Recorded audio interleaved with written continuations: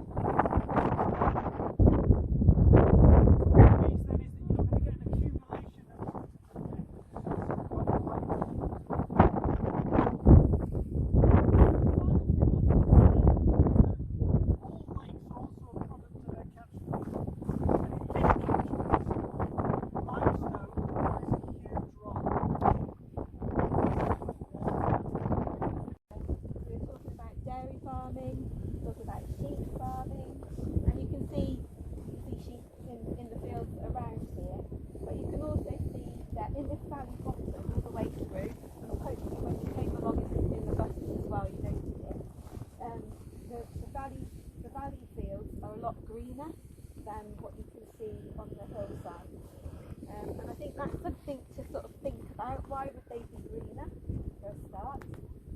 What's going on in those fields that makes the grass look greener than anywhere else? Is it just different habitats, or is it the way the fields are managed? Anybody got a clue? It's still called the Radale Project. So it was set up by the community, and they wanted to try and make this whole table fit for the future, so sustainable, being able to cope with climate change and things like that. So one of the things that was put in place were these willows. So these willows, which are all these trees here going along the steps, were put in 9 years ago.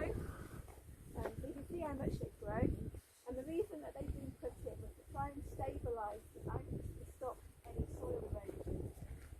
In addition, to talk about what we're seeing right in front of us now. Thank you. Hi everybody. Yeah, so as Helen's saying, it's that next transition.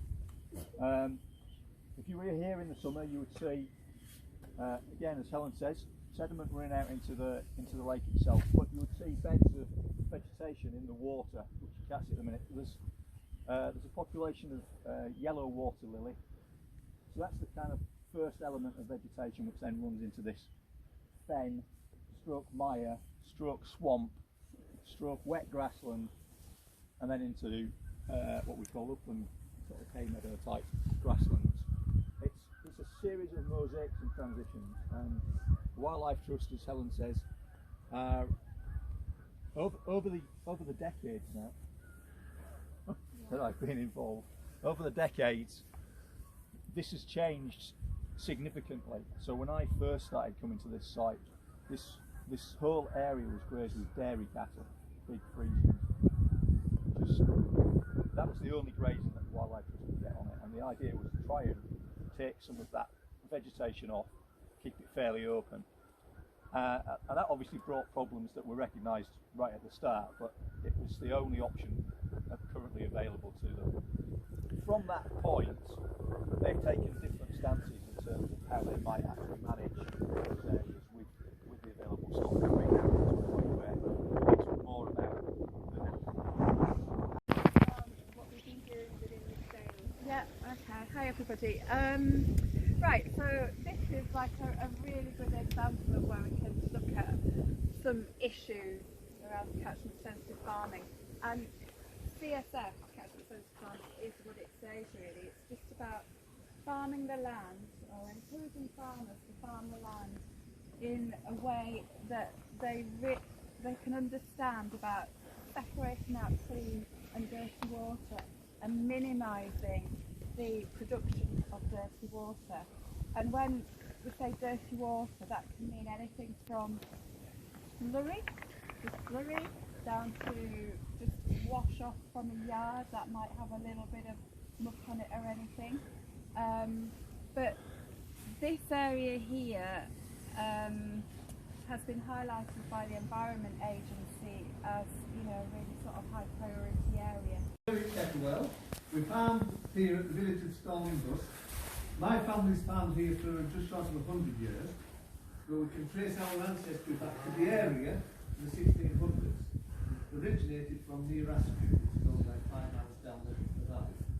So I brought you into this building. We're a traditional hill farm. We're not a modern hill farm by any means, but during when I was growing up during the 60s and 70s, there was about probably just short of 30 farms on the valley of Raydale, which is made up of Stonebus, Countersit and Marsit, and then various outlying farms.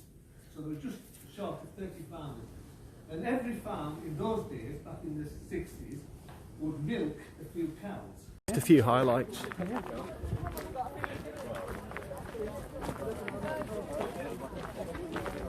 Crayfish, they're called, often, are about that sort of size, quite big. When they lift their claws up, they're bright red underneath, which is this signal, and they literally, it's like semaphore type thing.